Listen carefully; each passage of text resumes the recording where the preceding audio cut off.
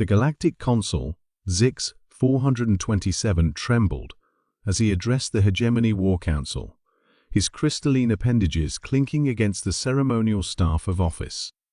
"You don't understand what you're suggesting," he chittered. "Bringing Earth into this conflict would be like introducing a supernova to extinguish a campfire." The council chamber erupted in overlapping frequencies of disagreement. The militant overseer of the Arcturus Collective flexed his photosynthetic fronds in irritation. "The humans are barely interstellar. They've had FTL capability for less than 50 cycles. What harm could involving one primitive species possibly do?" Zix 427's outer membrane pulsed a deep indigo of distress. "You're thinking in traditional terms of military capability. Ships, weapons, resources. That's not what makes humans dangerous." He paused, gathering his thoughts. "Have any of you actually studied Earth's history?" The chamber fell silent. A few council members shifted uncomfortably in their environmental pods. "Let me tell you about humans," Zix 427 continued.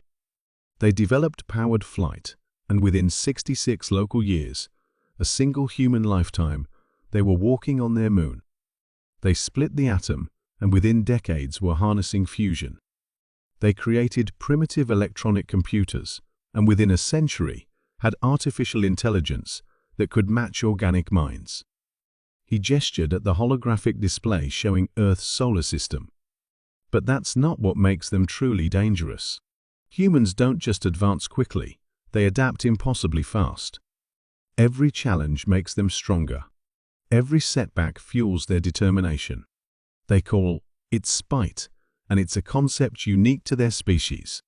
The war minister of the Silicon Concordat buzzed in skepticism. "Surely you exaggerate.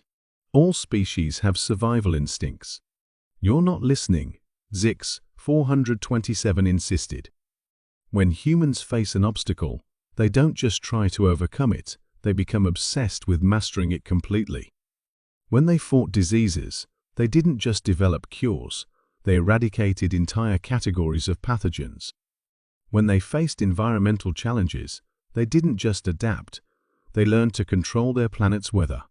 He brought up historical footage from Earth's archives.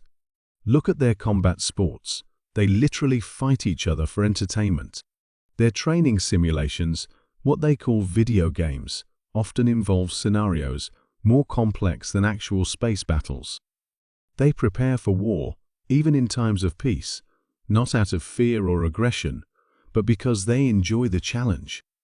The militant overseer's fronds wilted slightly. "But surely their internal divisions would vanish the moment we involve them in this war," Zix 427 cut in.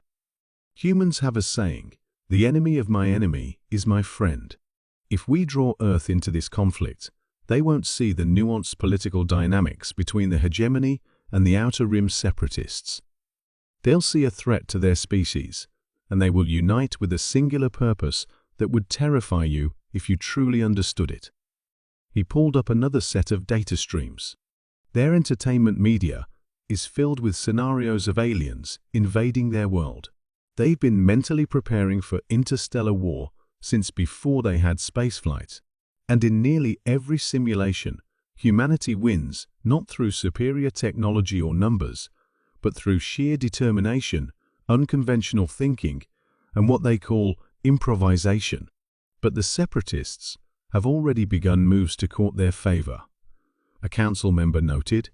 "Then we must make sure they fail," Zix 427 declared.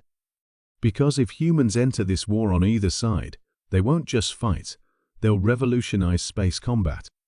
They'll take our carefully established protocols of warfare and throw them out the airlock. They'll look at our most advanced technology and think of ways to use it that we never imagined. And they'll do it all with a psychological drive that none of our species can match." He slumped slightly, his crystalline structure dimming. "I've studied them for 20 cycles. They turned their most devastating weapon, nuclear fission, into a power source. They took diseases that nearly wiped them out and turned them into medical treatments. They faced extinction-level climate change and developed atmospheric processes that we now use on terraform-class worlds. They call it human ingenuity, he continued. But it's more than that. It's an almost irrational refusal to accept failure, combined with an ability to think in ways that defy conventional logic. If we draw them into this war, within 10 cycles, they'll have revolutionized our understanding of space warfare. Within 20, they'll be a dominant force in the galaxy. And they'll do it all while making jokes about it. The council chamber remained silent for long moments.